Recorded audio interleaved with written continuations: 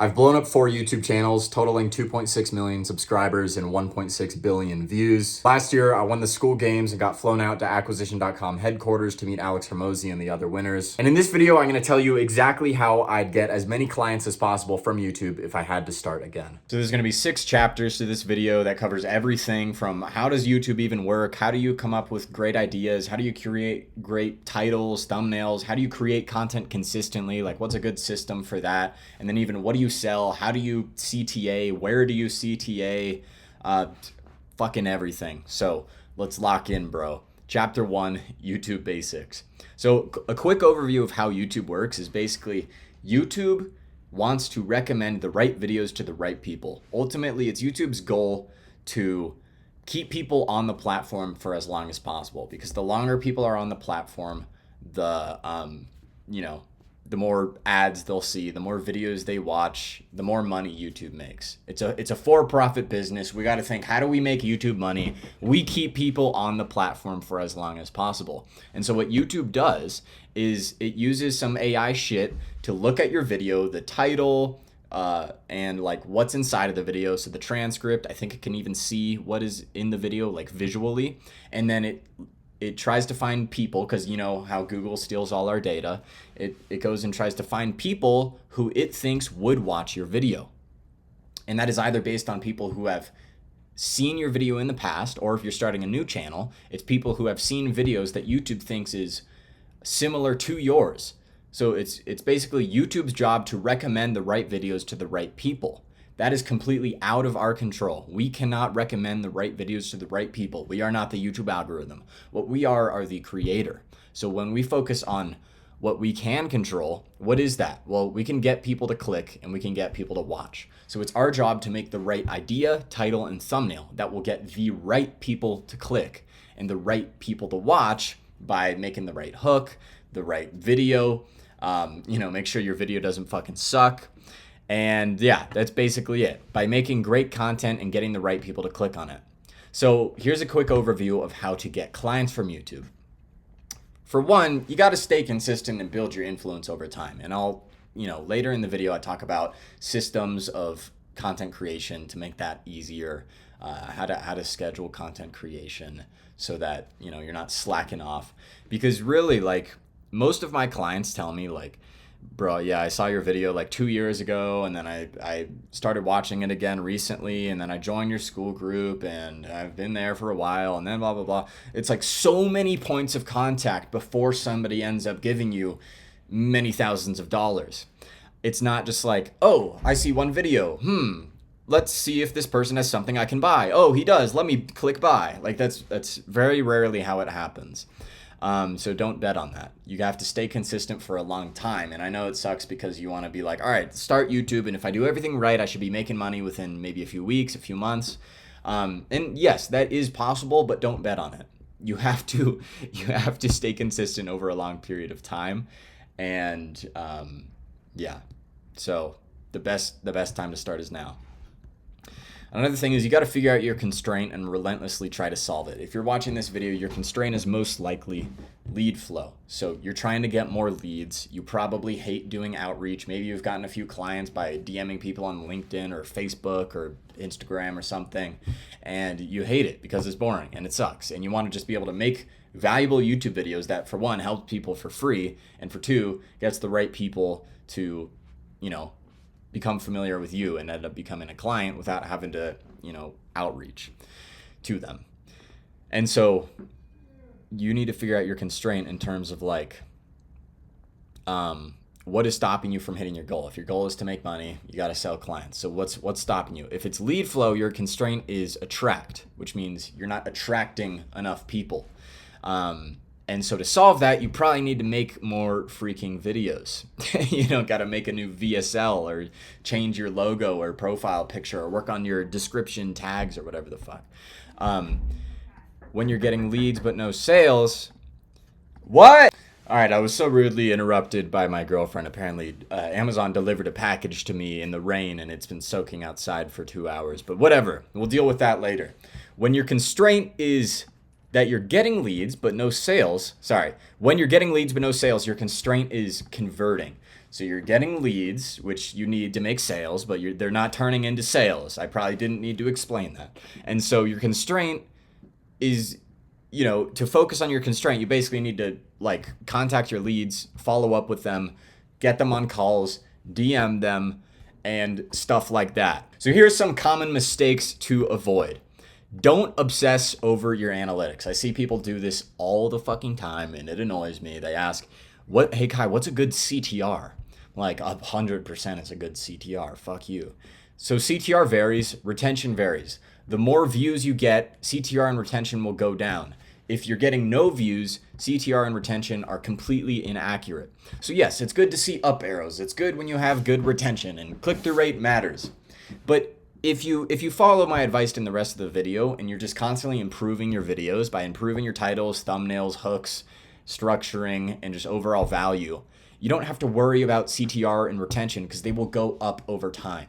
And really, it's like, this isn't a problem to think about your analytics if we didn't have limited time. And since we're going to die one day, we have a limited amount of time and we want to focus that on singular things. That's why I'm talking about figuring out what your constraint is. Because if you just focus on that, you're going to make so much more progress than someone who's checking their analytics every day. And the next thing, don't think about tags or description. If you're checking your fucking description and thinking, oh my God, I need to optimize for SEO because some Indian person in my email told me that my SEO is bad. No, it does not fucking matter. So put your most important links in your description. If you look at my description right now, shameless plug, it'll say like free stuff or something, and that's my free group, and then work with me, and then a link to book a call. That's it. I don't need some SEO, YouTube growth, niche, make money online shit. Because it's a waste of fucking time and it doesn't do anything. Now, it might get you 1 more view from SEO or 5 more views or something. But if you focus on other stuff like making great content, it makes this not matter. Another mistake. Don't turn off YouTube monetization. Or once you unlock the YouTube partner program, do accept it. Accept the partner program. Say yes to more money. It will not increase your views or retention. It won't decrease. YouTube wants to make money. So turn on your monetization so that they can make money. Who knows if they're going to promote your videos more, but I sure know they're not going to do it less. And if somebody clicks off because they see an ad and they get annoyed, YouTube isn't going to be like, oh, this is their fault because it's getting worse retention because they clicked off on an ad. Like, no, they're going to be like, okay, it's our fault. We put an ad at the wrong time. And so they're not going to penalize you. That sounds fucking sus. They're not going to punish you for helping them make more money. Turn on YouTube monetization. To do that, you need 1,000 subscribers and 4,000 watch hours within like the past year or something. I don't know. Don't worry about that if you are not eligible for monetization yet. Next mistake, buying a fancy setup. Don't buy a fancy setup before starting. Now, someone did this recently that I know of that became a client, and his first videos are actually getting many thousands of views, but him and his dad have been making content for a while before with short form and long form podcasts. And so they already knew we're going in all in, and they had the budget for it. But I see a lot of people that are like, fuck, I can't start a YouTube channel. I can't start making content unless I have the fanciest lights and the $2,000 camera and the microphone that Iman Gadji has and some fucking LEDs in the background. Like, you do not need that stuff. And so camera quality and mic quality will not make or break your channel unless they're like absolute garbage and you're just pixels on a screen or somebody can barely hear you.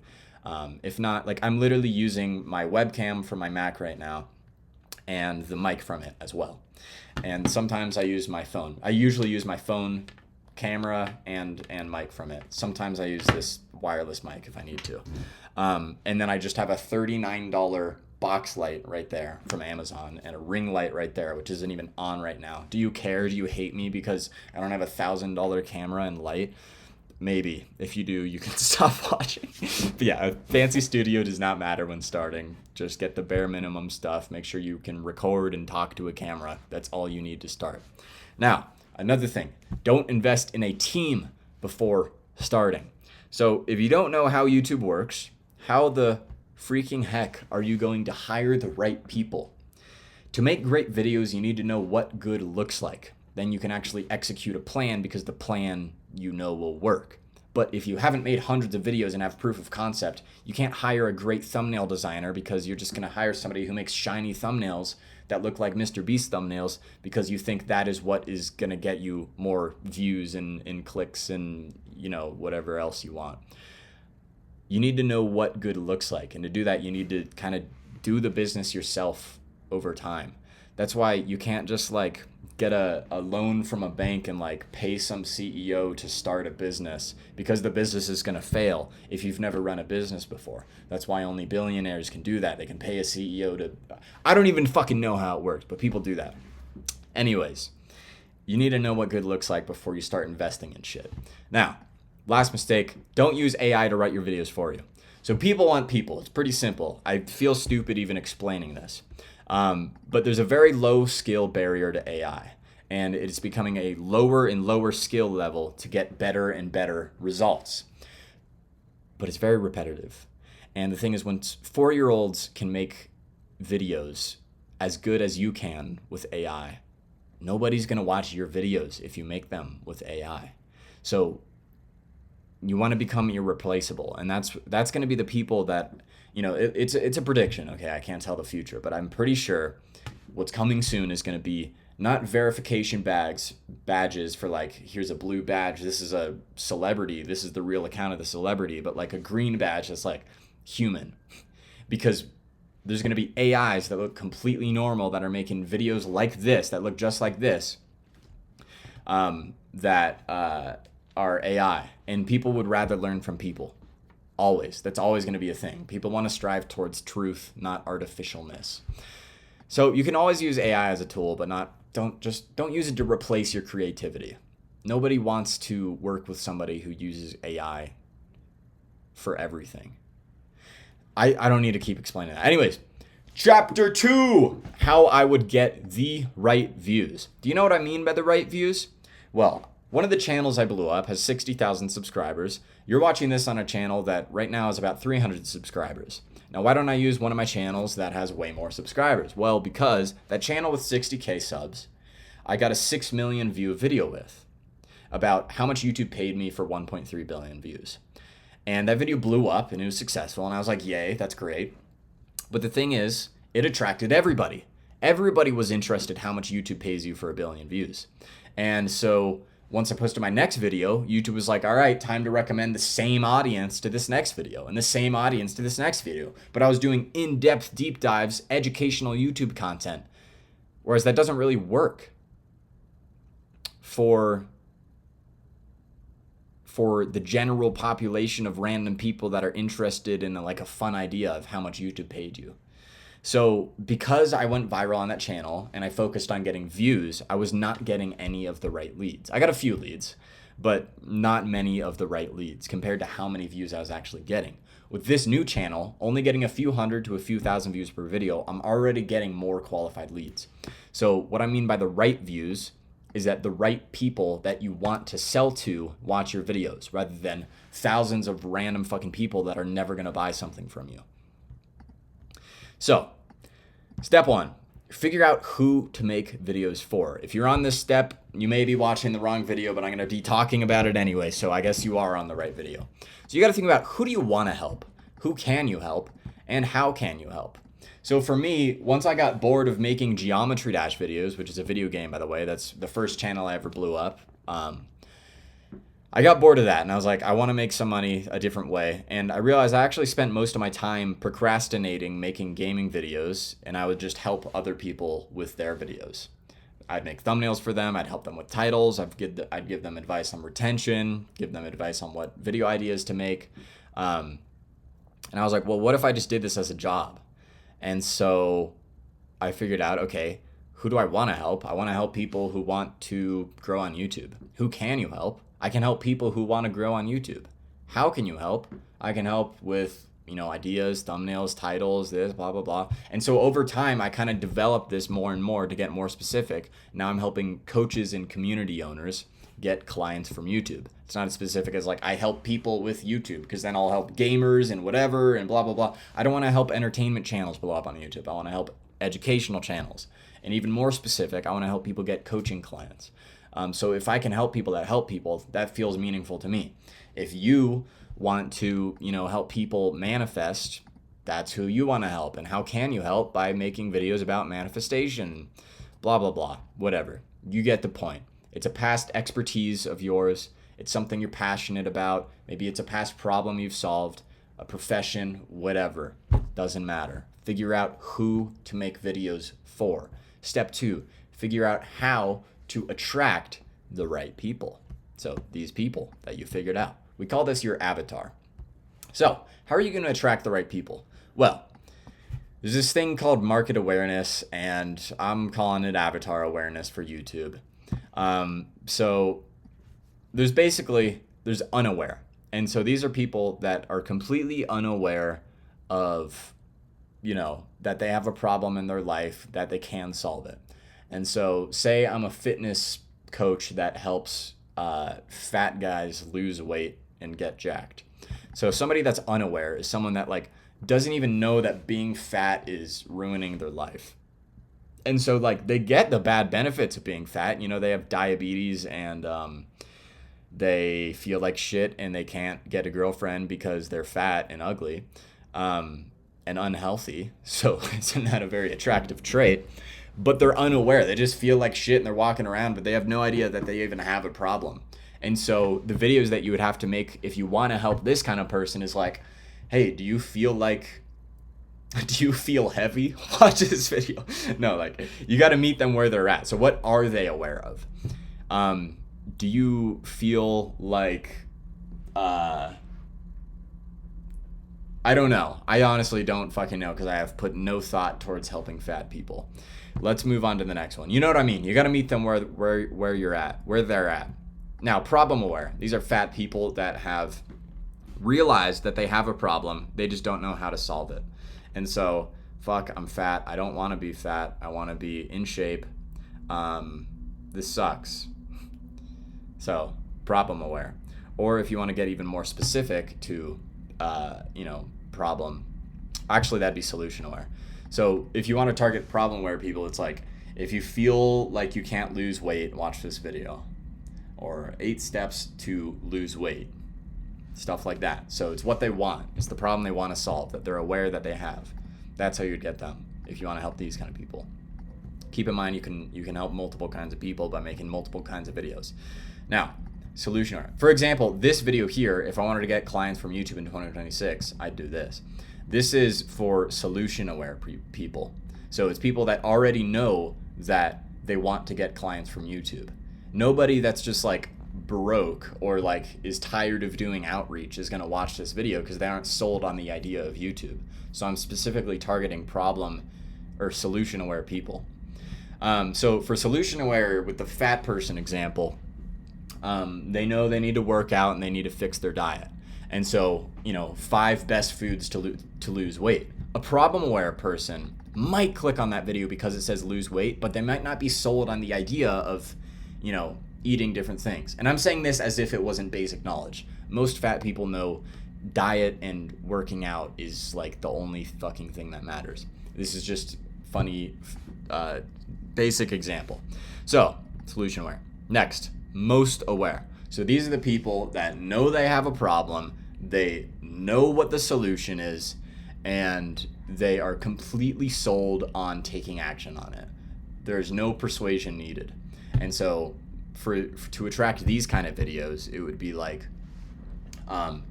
my full weight loss system for 2026 or whatever. These are not great titles. Do not make these videos if you're a fitness coach. It's just an example. So now that you understand avatar awareness, that you need to make videos to meet people where they're at and then educate them on what they need, you could take somebody who's completely unaware that they have a problem, make a video hey, if you feel like shit, watch this video. And then in the video, you're hey, are you fat? Well, being fat is a problem. Now they're problem aware. Being fat is what's causing you to feel negative, consequence. Now they know, and they can click on your next video, which is, 6 steps to lose weight, because they're problem aware, but they're not solution aware. So in that video, you could say, all right, step 1, fix your fucking diet. And now in the next Now they can click on solution-aware videos. So like the best diet in 2025 for men. Now that they're solution-aware, they'd click that. And the most aware people are people that are like basically already sold and they're just waiting on the best time to work with you. So this could also be product-aware people. And so that's when you would make a post like, Black Friday offer, blah, blah, blah, blah, blah. These people aren't going to buy it. This person might buy it. These people are the warmest leads that will, or the warmest viewers that might buy your thing because they are the most aware. So ask yourself, who do I want watching my videos? Well, this is going to take a lot of work to help unaware people. I would say most people want to target problem-aware people. So like I'm working with a productivity expert. We're not going to target people who don't even know that they need to be more productive. Like that's stupid. We got to target people that know that they're procrastinating and that productivity in terms of like scheduling, focusing, I don't know, I'm not a productivity guy, but like all those things. We can make videos about that and we can make videos about the problem. But like, do you feel like you don't get enough done? Watch this video. Like those people are going to be hard to help. Do you feel like you're a lazy piece of shit? Watch this video. So, step 3, make a list of video ideas to test. And so what I would do is research competitors, and then I would curate a feed for your exact avatar. So for me, I have this channel, YouTube Idea Finder, and I've basically just looked up, YouTube growth for business, how to get clients from YouTube, how to blow up a business YouTube channel. So, Ed Lawrence, okay, he's making this video. Let me subscribe to him. Have you ever wondered what? And then I look at what's recommended and go blah, blah, blah, blah, blah. So how you basically curate your own feed is you subscribe to certain channels that make the content that your avatar already watches. So for me, that's like Callaway and Ed Lawrence are the biggest ones. And then like other shit, professional video editing, I do don't recommend channel, or I do not interested. And then that's basically how you curate a feed of like, okay, how do I do market research? How I brought the first product to market. Idea for small business. Nope, that is not something. 7 tips to document your life like a movie. Nope. What YouTube actually pays a medium-sized creator. That's about YouTube, but it's not YouTube for business owners. This one's YouTube automation, looks like. Make YouTube videos with AI. But stuff like Ed Lawrence and, if I spent more time curating my feed, I would get more accurate videos. And this is how you do market research without having to type shit in. So that is very valuable. And another thing you can do is train AI to create video ideas for you. So we're talking about that productivity expert, that's Lucas. And I basically asked him a bunch of questions to be able to train an AI to come up with video ideas for him. And so this is something you can do yourself. It's not that hard to create a chat bot with ChatGPT. You can create unlimited chatbots for free with whatever. And some of the videos are good, some of them are bad, some of them are all right, but it gives me more ideas on how to help him come up with ideas. And you can do that for your own channel. I don't have a problem with ideas, so I don't really use AI to come up with ideas for my channel. I just think because I have a free group where I just kind of ask people, like I was literally just saying, ask anything. I'm making a full guide type video. And then people are like, I tend to ramble. I need structure and consistency. Talk more about avatar and making videos make sense. Most effective CTA. So I know the problems that my avatar is having just by talking with them. That's the best possible thing you can do. But if you do not have that at your disposal, that asset, which we will talk about later, then do these things. You got to research your competitors, what videos your avatar is already watching, curate a feed of your exact avatar with a new YouTube channel, and you can also train an AI to create ideas for you. And if you want a bunch of title frameworks, I have 300 title frameworks, which you can get for free with the link below. Join my group, and in that free course is 300 title frameworks. Now, step 4, you need to master your packaging. So I would use proven frameworks for titles. And so actually I have this Kai GPT, which you can get with the link below as well. It's completely free. You just need a ChatGPT Plus subscription or you'll run out of usage pretty quickly. But I can tell it, what my channel is about, and then I can just say suggest titles for my next video, and it'll use proven frameworks to suggest those titles. And then just figure out what makes the most sense for your avatar. So a lot of shit that it'll suggest is based on the internet, what it gets from the context you give it, as well as what's on the internet. But if you don't give it enough context, it's going to come up with some random, pretty shitty ideas. And so just figure out what makes the most sense for your avatar. Keep it simple. And we'll also talk about the packaging checklist, which is very valuable. Now for thumbnails, you want to use proven templates, proven thumbnails. And so what I do is I use this AI app, which I actually created. So I don't sell it. So it's not to plug this. You can do most of this stuff with Google Gemini. So if you want to just download like a popular YouTube video and download a picture of your face, then you can put it into Google Gemini, Nano Banana, and create a thumbnail in the style of something that is already working in your niche. But like if I wanted to create something like this with my face, then I just have these already uploaded, and I just use I could say, let's see, you could do T5 plus S5. Yeah, sometimes it creates stuff that actually looks accurate to me, but sometimes it just does some retarded shit like this.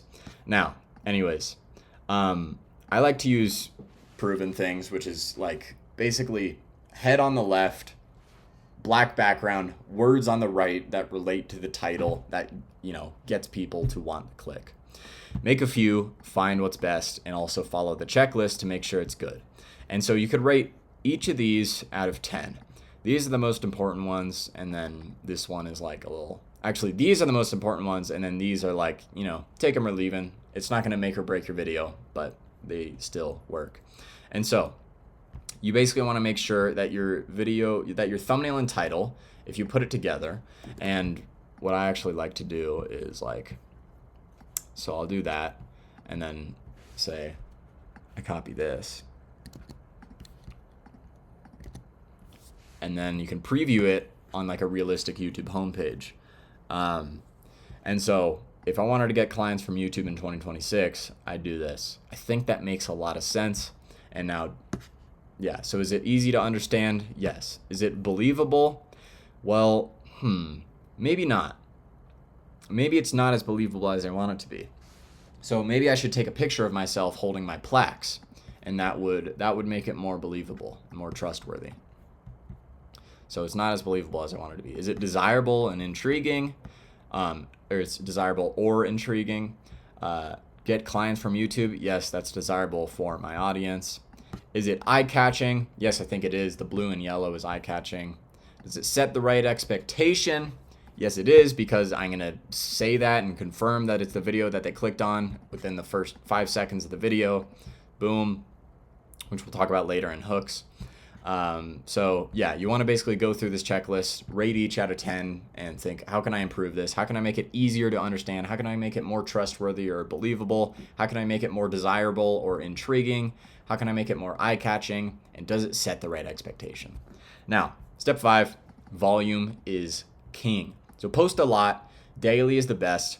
When you're starting a new channel, you basically want to start with quantity, and then over time, once you find what works, shift towards quality. So a lot of people say you need quality on YouTube, but if you don't make a fuck ton of videos, how are you going to know what quality even is? You won't know what good looks like. It's the same reason you don't want to hire a bunch of, hire an agency or hire a thumbnail designer before you know yourself what good looks like. And the only way to do that is through repetition. So you need to post a lot of fucking videos. You'll find what works faster. Many people hear this advice, but don't take it seriously. You are not an exception to this rule. Take it seriously and you will win. Chapter 3, how I'd actually make the videos. Well, I'd write great, simple hooks. And so first thing is the click to hook flow. And that's where this set the right expectation comes into play. So this video, unless I change the title, is if I wanted to get clients from YouTube in 2026, I'd do this. And the beginning is just a bunch of proof. You know, I've done this, blah, blah, blah, blah, blah. So you know it's about YouTube. And then I'm like, in this video, I'm going to tell you exactly how I'd get as many clients from YouTube as possible if I had to start again, which is basically the title. And so that confirms to the viewer that they got exactly what they clicked for, which makes them be like, all right, awesome, I'll give this a chance. And so for great hooks, you want them to be easy to understand. It's a lot of the stuff from packaging as well, from the packaging checklist. You want them to be easy to understand. You want some believable proof. And so if I show you my YouTube plaques, unless I fucking bought them from eBay like some retard, you'd probably know they're real. They also say my name on them. And I have pictures of me with Hormozy and stuff. So believable proof, desirable outcome. For me, that's get clients from YouTube. For you, that might be get a 6-pack. That might be, depending on what your niche is, doesn't matter. A logical plan. So that's something I didn't include in this video. Just because it's kind of obvious that this video is a full kind of course, a A to Z video. I'll tell you every single thing I would do to get clients, and I don't have to go through, I do this. So first we're going to talk about this. I thought about doing that, but then I realized I just want to keep the hook as short as possible. So that's the next thing. Keep it short, keep it simple, and get to the point. So if you need to sacrifice some of these things to keep it short, keep it simple, and get to the point, that's okay. As long as the viewer trusts that you're going to deliver what they clicked for. That's essentially the goal of the hook. So focus on value, not retention. This shit is controversial, but what I've found is retention, it matters, right? But if you focus on retention, you do some weird fancy shit to get people to keep watching. You know, wait for the ending, because I'm going to tell you the last tip is going to blow your fucking brain off. It's going to be crazy. I'm going to show you how to double the size of your penis in under a week. No, you don't want to do that. You are not an entertainer, you are an educator. And if you are an entertainer, you are watching the wrong video. Sorry for wasting your time. Now, people don't buy because you distracted them from their life. They buy because you gave them valuable information for free. So people don't watch your videos and end up becoming a customer because you're so entertaining. People watch your videos and end up becoming a customer because what you told them improved their life. Cool. So figure out how to make a useful video. And by useful, I mean the highest majority of people that watch it, a high amount of people that watch it actually get a result from it. Their life improves. They take action because of what you said, and the action they take gets them closer to the goal that they are striving to achieve. And persuasion is just as important as information, if not more. So if I told you, how to be more productive, and I was like, all right, wake up at 5 a.m. and get to your computer immediately and do every important thing that you need to do that day and then be done and rest. That's like, it's actually not bad advice. It's just missing all of the persuasion around it. It's missing the story of I used to sleep in for years, but then once I started getting up at 5 a.m., I gained more progress in 90 days than I did in the past 90 years. I'm 170 years old, by the way. So you want to use real stories and real examples or fake examples like I did with the fat guy to persuade your viewer and help make it make sense. So yeah, anything else I should say on persuasion? Nah, I hope you're persuaded on that point. So if it's oversaid, say it in a new way. There's another thing. So if you're making a video about how to do something and step 1 is to set a goal, that's boring as fuck. And so if you start your video, hey, what's up? My name is Jeff, and today I'm going to tell you how to achieve a 6-pack. So step 1 is actually to set a goal, because if you want to have a 6-pack and you don't have a goal of having a 6-pack, how do you think you're going to get there? People are going to click off because that's boring. Everybody knows what a goal is. But if you sell it before you tell it, people might just listen. So if you're like, I was doing it wrong this whole time, and it wasn't until I did this next step that I got a 6-pack in under 6 months. And the real thing is I didn't have the intention, which destroyed my consistency. I wasn't doing consistent things every single day to get to this ultimate goal. And so the first thing you need to do, and I know it sounds stupid and simple, is actually just to set the goal. And most people set goals wrong. So what you want to do is this, blah, blah, blah, blah, blah. That makes it so much more interesting and will actually keep people watching rather than just saying, step one, set a goal. There's that. All right. So another thing is to script the hook and then plan the rest. So you can script your videos word for word if you enjoy writing. It's a different skill to make good videos with full-on scripts. What I sound like right now is very similar to how I sound on a call. It's not the same because I'm recording a video and I'm talking to a screen, but it's similar. And it sounds a lot more natural. And what a lot of my clients tell me is they were attracted to my videos because I sound like a real person rather than, someone that's just reading off of a script. Script, hook, plan the rest. Minimal editing with CapCut. Edit intro if you want. Text, images, background music. I could have scripted this entire video, but I didn't want to because I already know what I want to talk about and I can riff off of bullet points, make it sound more natural. I know I prefer watching videos that are not fully scripted. Because people just like to cram a lot of information into one little thing and make it sound all shiny and perfect. I just don't like it. It doesn't work for me. It works for some people. Great. If that's you, great. But especially when starting out, I would not script all of your videos because it'll also be really hard to do the volume that you need to get better with scripting each video, unless you're spending hours a day on making daily videos. So another thing is minimal editing with CapCut. If you watch the beginning of this video, it'll probably be very minimal. Maybe some text, maybe some images, maybe some background music, and then maybe I cut out some boring parts of this video, like when my girlfriend was like, hey, your Amazon package is soaked. So yeah.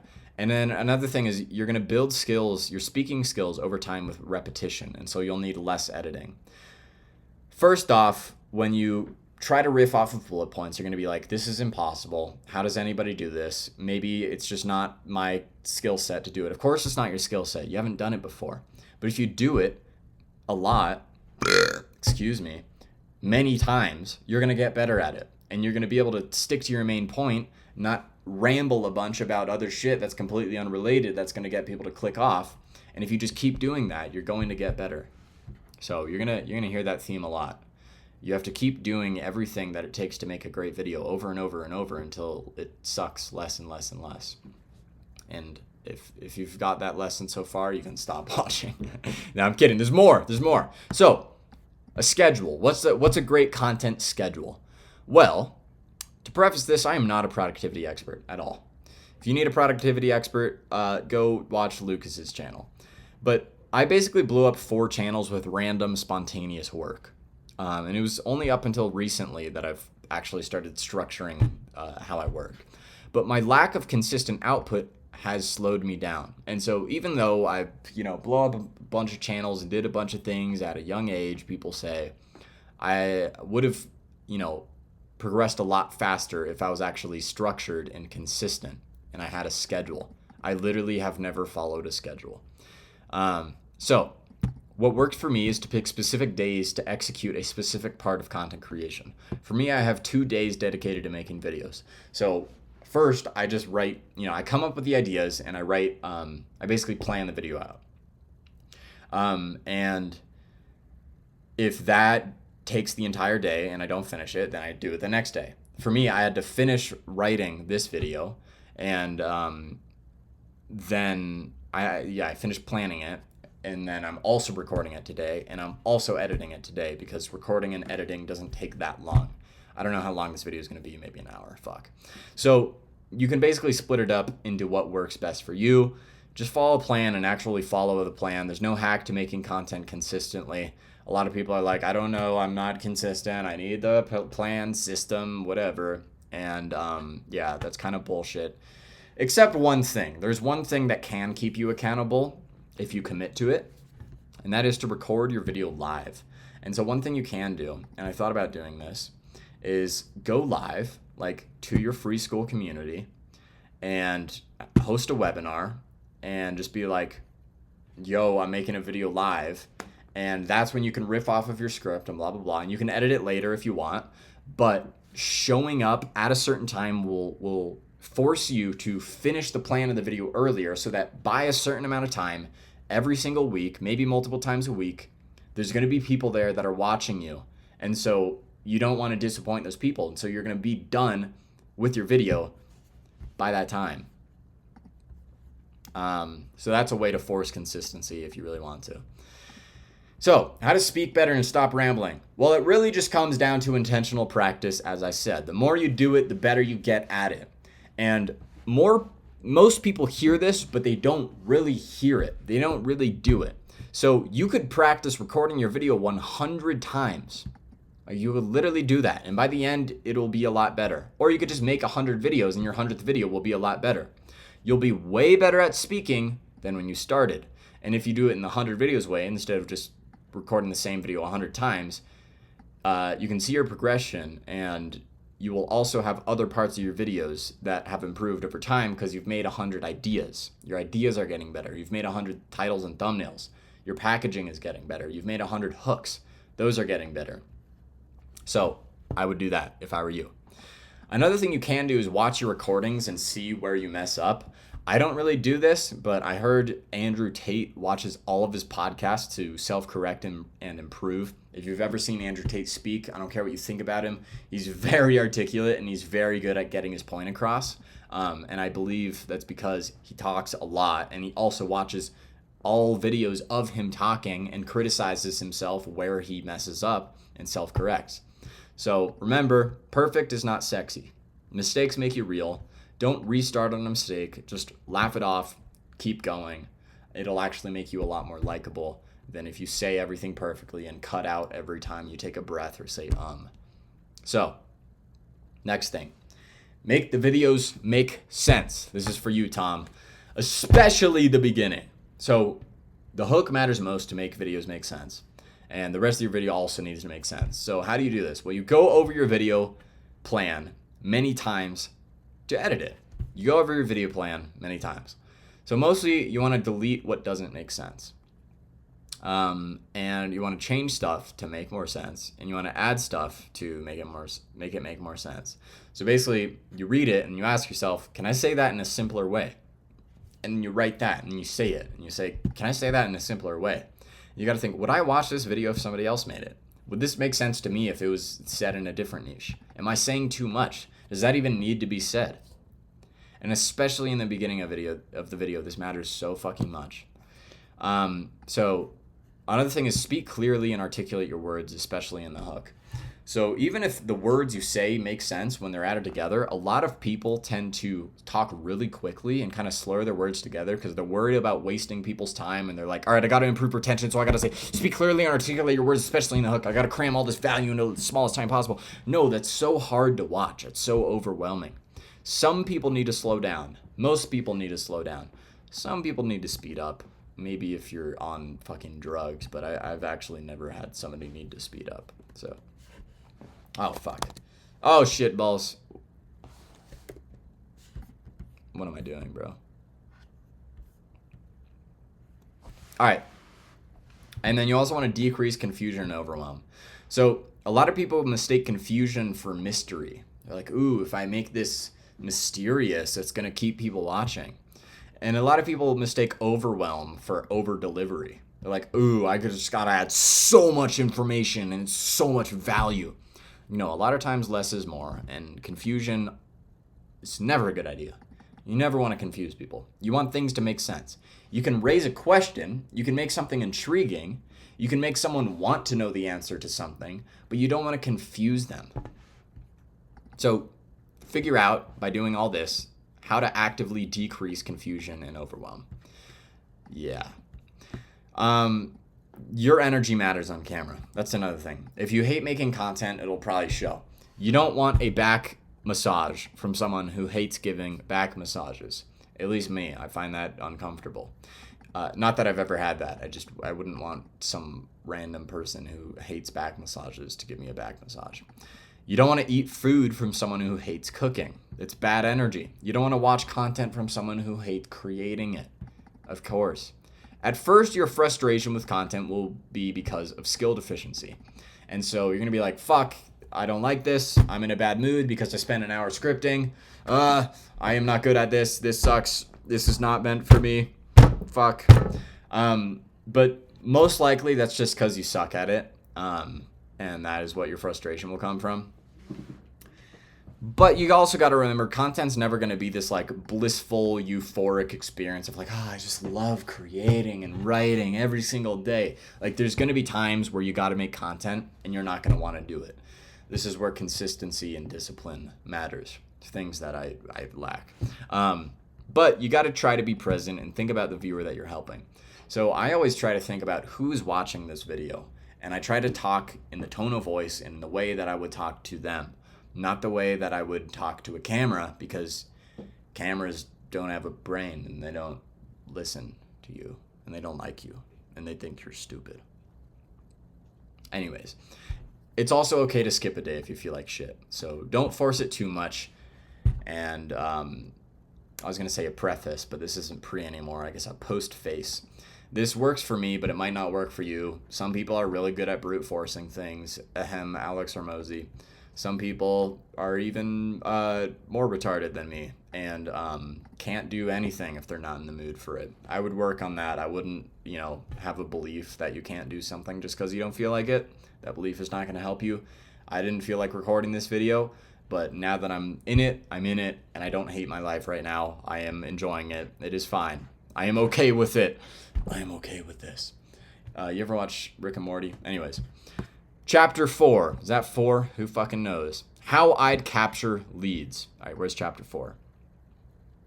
50 minutes in. Let's go. So, how I'd capture leads. Well, you need CTAs, a call to action. Click the link below, bro. So, where do you CTA? Well, a few times in the video, depending on the length of the video. If you have a 2-minute video, maybe you can mention it at the end. If you have a 10-minute video, maybe 5 minutes in, and then at the end again.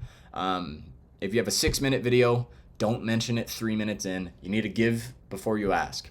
And then also in the description and in the pinned comment of every single video. If you're not doing this, you are just losing leads. Now, what to CTA? Well, I recommend CTAing a lead magnet. And the best lead magnet, in my opinion, is a free school community with something sexy inside. So don't say, join my free school community. But like I said earlier, do you want 300 proven title frameworks? Click the link below. They're inside of my free school community. And so something free and sexy that's very valuable inside of your free community. And I'll talk about the benefits of free school more later. How to CTA. So we got where, we got what, now how. Well, keep it short and simple and casual. Don't make it too salesy. Make it feel like a tiny integration, and also make it feel like an offer, not an ask. So, oh yeah, by the way, if you like this video so far and you want an easier way to get video ideas, I trained an AI chatbot on everything I know that can help you come up with endless ideas, and it's free, so click the link below if you want it. And then get right back into giving value. Chapter 5, how I'd convert leads. Well, first I'd choose a funnel. And so for you, we got 2 options here. One is send YouTube traffic to a VSL, and then the VSL is like book a sales call. Another, send YouTube traffic to a free school community. This is what I do. And then from that school community, get people to book a sales call, sell them into your program. So with a VSL, you either send people to, a custom built website, landing page, a school about page with a VSL that just gets people to book a call. Or what I would actually do if I ever switch to this model is the first link in the description is actually an unlisted YouTube video. And so people can watch the VSL without even leaving YouTube, which means more people will actually watch the VSL. The only problem with this is they'll still have a suggested feed on the right, which means your retention for the VSL will be less than if you send people to a landing page with a VSL with no other recommended videos, but you'll get less people to actually see the VSL, less people to see the offer. What I would do is this, because it's the simplest to set up. You don't need a landing page, a fucking GHL subscription, whatever. Now, one is more effective and one is more efficient. Can you tell which one it is? Well, YouTube to free school to sales call is way more effective. more people that join the free school will end up booking a sales call, if you do it right, than people who watch the VSL. But the VSL is more efficient because you never have to interact. You don't have to manage a community. You don't have to DM people, call people, all that stuff. So you get more per lead with a free school, but you will have less time. It's basically, you don't have to do anything. You just have to make a VSL and that's it, one time. Yeah, that's cool. So if traffic is the constraint, what I would do is a free group funnel because you will get the most for what you have.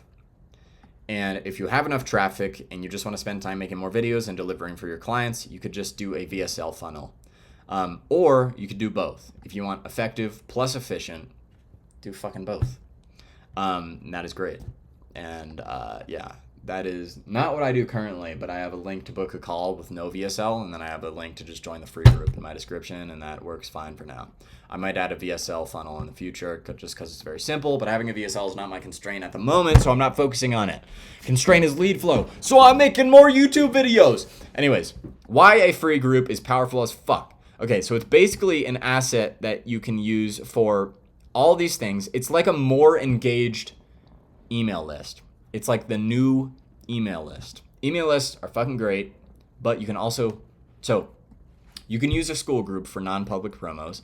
So I can make a post in here going, yo, what's up, everybody? Buy this fucking offer. And these are way warmer leads than people who just watch my YouTube channel. So a higher amount of them would do that if I just, instead of just like, you know, if you want to launch something and you don't want to do a fucking Iman Gadji 4-video launch style, you can do it on school and you won't affect your YouTube audience by doing that.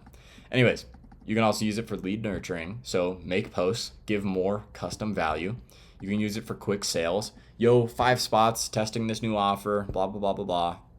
Get people to join instantly without having to make a YouTube video. You can also DM members.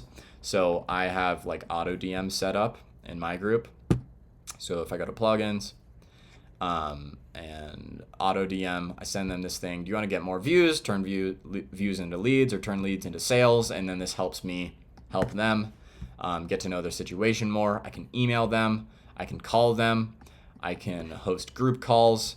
So go live, either a call, like a Zoom call or a webinar. And this just comes with the school community for free, no extra charge. So I have a call every other week in my free group. And then I have a call every week or even multiple times a week in my paid group. And yeah, I don't DM people, auto DM people in my paid group. That would be cray. Anyways, yeah, there's that.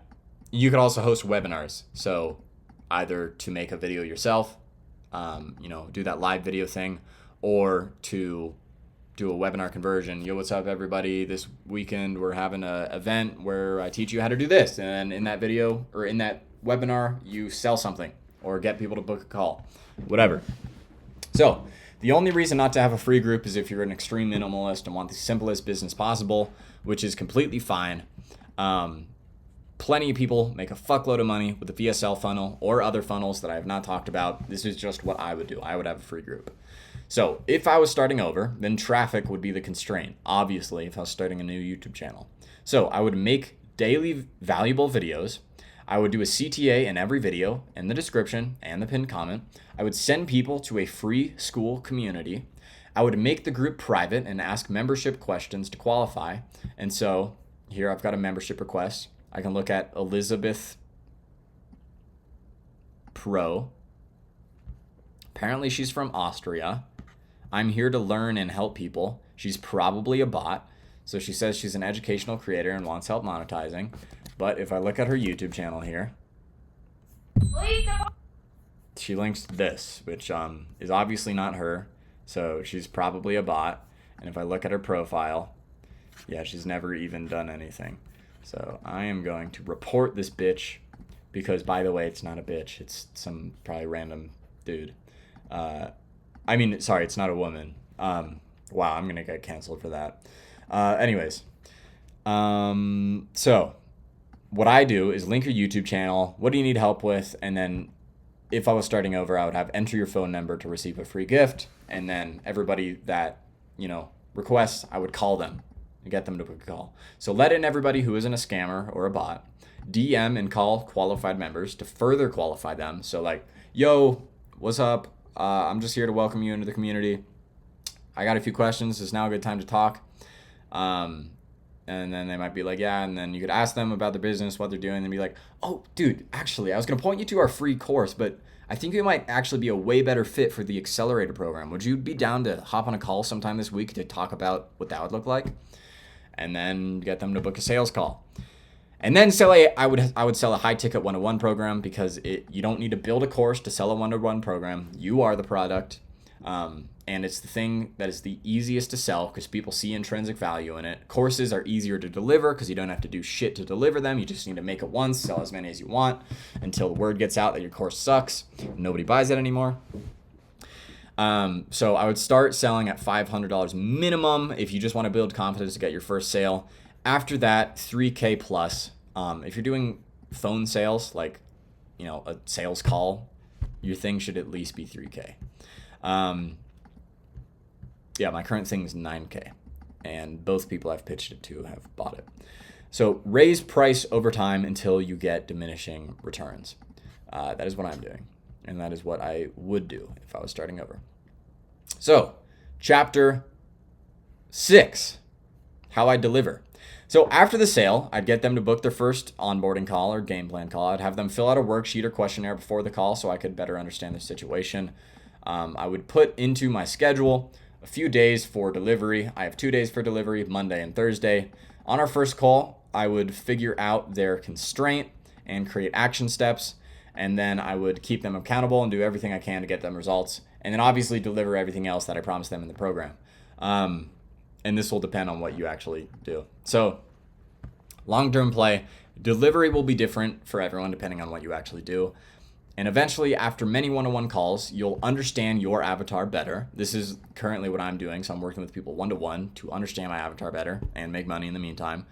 And then I can create a full DIY program, like a course, so you can take on more clients and scale. So I'll basically build a done with you program, which will be cheaper. So I could basically guide people through a DIY program instead of me being the program. So tell them, watch this video, and that tells them how to make videos, how to set it up in the right way, and blah, blah, blah, blah, blah. Maybe I'll have some AI chatbot to personalize it. I could guide them on group calls instead of one-to-one calls. So this basically makes it so I could help way more people with less time and at a cheaper price. But if I started that way, I wouldn't actually help as many people as I wanted to, because without the experience of working with people one-to-one, I wouldn't understand people's problems as well as I would have if I did work with people one-on-one. Anyways, if you want my free stuff, hit the first link below. If you want to work with me one-on-one, book a call with the second link, and also subscribe. Bye.